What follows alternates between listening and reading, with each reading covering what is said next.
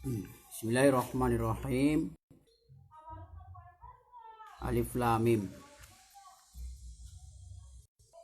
Kang dimaksud Alif Lam iku Gusti Allah kang luwih weruh, maha weruh ning lafadz Alif Lam Mim iku.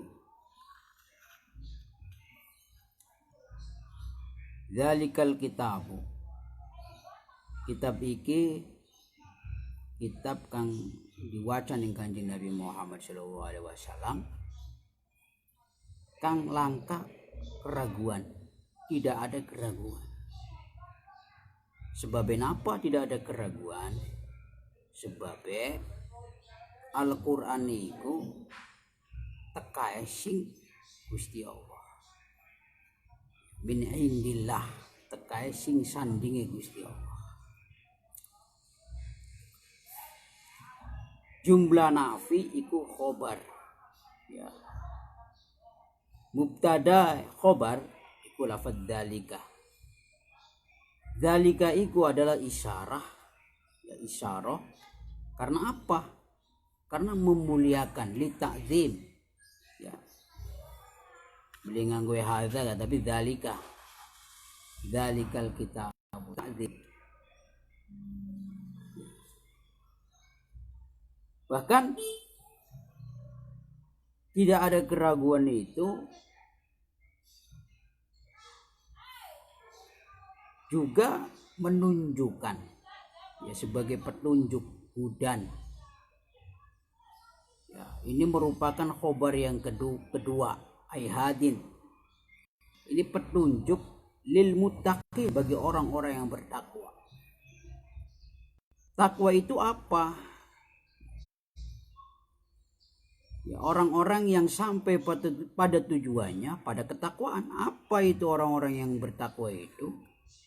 Orang-orang yang bertakwa itu imtitsalil awamiri wajtinabin nawahihi.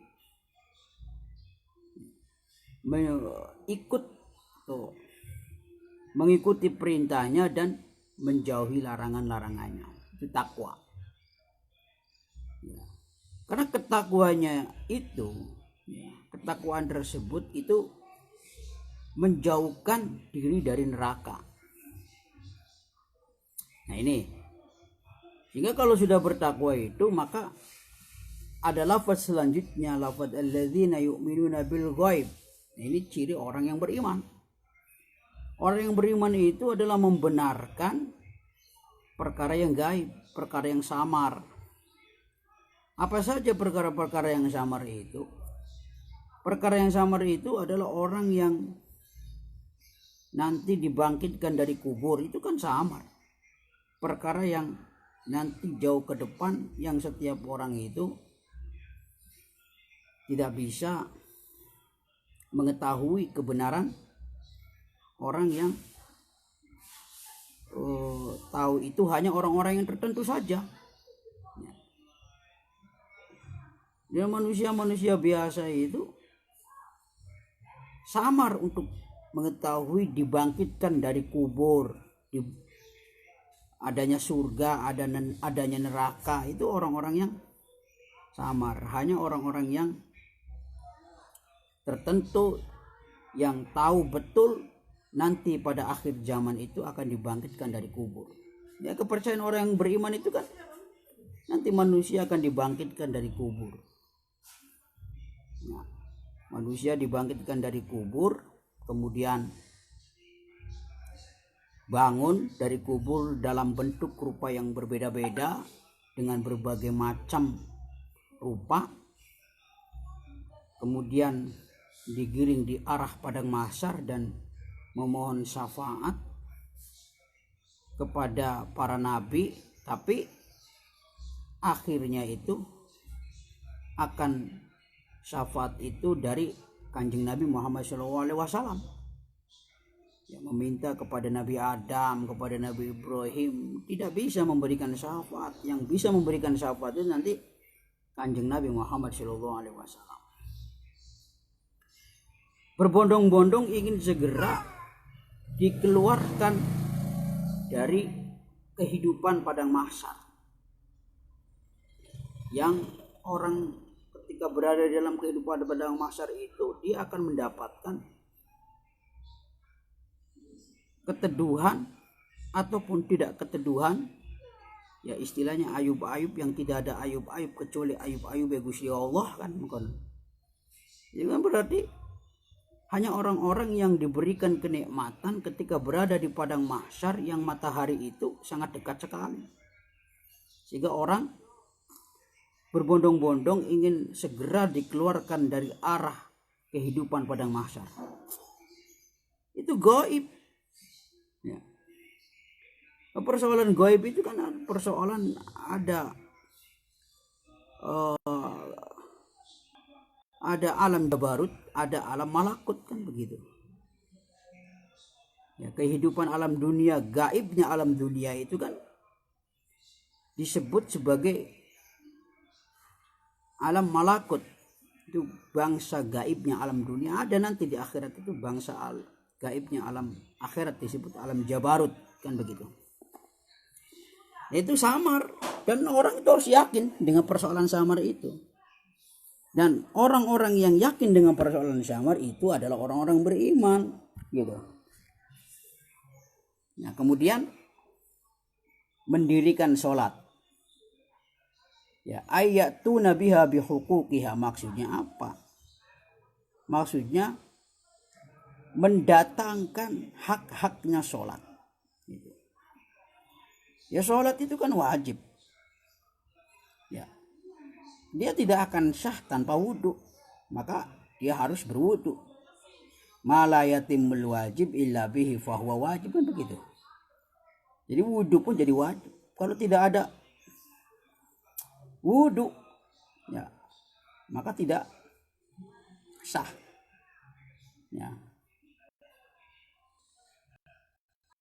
Ya, wudhu itu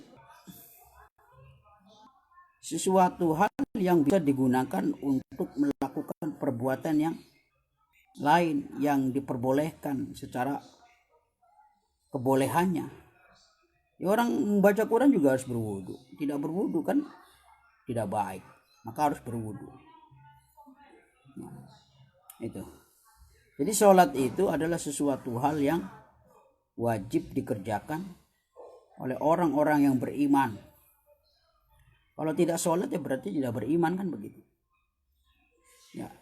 Jadi ada kalimat wa yuqimunas sholah, iqamas sholah.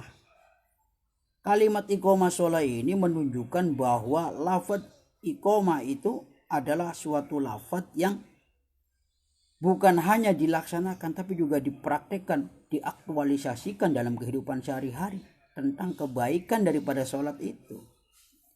Ya inna sholati wa nusuki wa mahyaya wa mamati lillahi rabbil alamin, itu kan lillah. Berarti kalau lillah itu bukan hanya di tataran pelaksanaannya saja, tapi juga diaplikasikan di dalam kehidupan sehari-hari. Itu kan begitu. Nah, berbeda dengan melaksanakan, anak kecil juga bisa kan begitu. Karena apa? Karena kan banyak yang hafal tentang bacaan sholat itu. Tetapi esensi daripada sholat itu adalah bagaimana mengaplikasikan di dalam kehidupan sehari-hari. Ya, kewajiban dilaksanakan iya. Secara ritual harus. Tapi aktual pun juga penerapannya daripada ritual itu harus selaras dengan nilai-nilai sholat itu. Kemudian wa mimma razaqnahum, dan memberikan rizki, ya. Sebagian wa mimma lan saking perkara, berarti sebagian dari perkara yang razaqnahum ingsun paring rizki ning wong ka akeh, ning alladzina isune sing Gusti Allah iki menunjukkan muazzim nafsah. Gusti Allah menggunakan kalimat dhamir nahnu ini menunjukkan bahwa Allah itu maha besar kan begitu. Jadi kalau ada rezeki, ya diberikan rezeki itu kepada orang-orang yang berhak. Nah, ciri orang yang beriman itu adalah diantaranya memberikan sebagian rezeki, ya tentunya sesuai dengan ketentuan. Ya, artinya kalau misalkan zakat ya berapa persen begitu kan? Ya 2,5% untuk zakat fitrah. Ya. Misalnya kalau misalkan hasil pertanian berapa persen, itu kan ada ketentuan-ketentuannya. Ya, yungfikuna, ya gitu. Wa mimma razaqnahum yungfikuna fi taatillah, sebagai bentuk bukti taat kepada Allah Subhanahu wa taala. Ini kan yang nafkah, memberikan nafkah ya, kepada orang-orang yang berhak sebagai jalan bukti ketaatan kepada Allah Subhanahu wa taala. Walladzina yu'minuna bima unzila ilaika. Ciri orang yang beriman itu adalah percaya, mengimani apa yang sudah diturunkan kepadamu. Ya, ilaika ini kan kalau Al-Qur'an itu ketika mukhatab itu arahnya Allah kepada Muhammad. Nah, Muhammad menyampaikan kepada sahabat, kepada tabi'in, kepada umatnya, ya, bahwa orang yang beriman itu percaya dengan Al-Quran. Al-Quran yang sudah diturunkan, ya, untuk dijadikan sebagai petunjuk bagi manusia. Ini percaya, kandungannya, isinya, ya, tekstual maupun kontekstualnya, makna yang tersirat maupun makna yang tersurat di dalam Al-Quran itu, kandungannya. Ya. Jadi terkadang kita tidak bisa memaknai Al-Quran itu secara tekstual, tapi ada kontekstual. Artinya di balik Al-Quran, makna yang terkandung di dalamnya, ada makna yang perlu dipahami secara lebih dalam, begitu kan? Tidak secara tekstual, tidak secara teleks, kan begitu. Wa ma unzila min qablik, dan apa yang diturunkan sebelummu, itu kan berarti Taurat, Injil, ya, dan lain sebagainya. Taurat, Injil, itu kan kitab-kitab Allah yang diturunkan kepada para nabi, ya, sebelum Nabi Muhammad SAW. Wabil akhirati, lan percaya ning dina akhirat. Percaya ning Al-Quran, ning kitab-kitab Gusti Allah, percaya ning akhirat. Nah, percaya ning akhirat yaiku wong-wong kang yakinaken. Nah, iku wong-wong kang yakinaken weruh ning persoalan pengetahuan iki, ya, dipercayai sebagai suatu keyakinan bahwa kehidupan dunia ini bukan hanya dunia, tapi ada akhirat, kan begitu.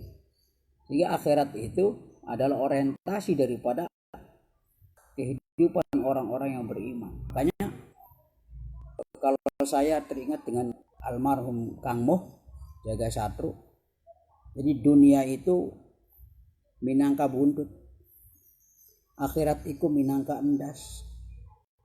Man akhadhal endasa fal bututu ngintip, kata. Barang siapa yang mengikuti kepala, maka pasti buntut itu ikut. Kalau memegangnya buntut, terkadang kepala itu akan memakannya.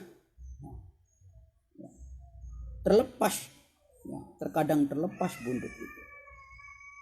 Jadi masih mending berpegang kepada kepala, maka semua aspek yang ada di dalam tubuh dari suatu binatang yang dipegang kepalanya itu akan terbawa. Berbeda dengan orang yang memegang buntutnya. Dan ketika orang itu sudah percaya dengan persoalan akhirat, maka hum yuqinun, mereka itu adalah orang-orang yang meyakinkan, ya, orang-orang yang beriman kepada Allah Subhanahu wa taala. Jadi ada aspek gaib, mendirikan sholat, memberikan sebagian rezeki. Ada aspek percaya kepada Al-Quran, kepada kitab-kitab Allah, kepada hari akhir. Maka itu adalah orang-orang yang beriman kepada Allah Subhanahu wa taala. Hum yuqinun, orang-orang yang yakin. Wallahu alam bishawab.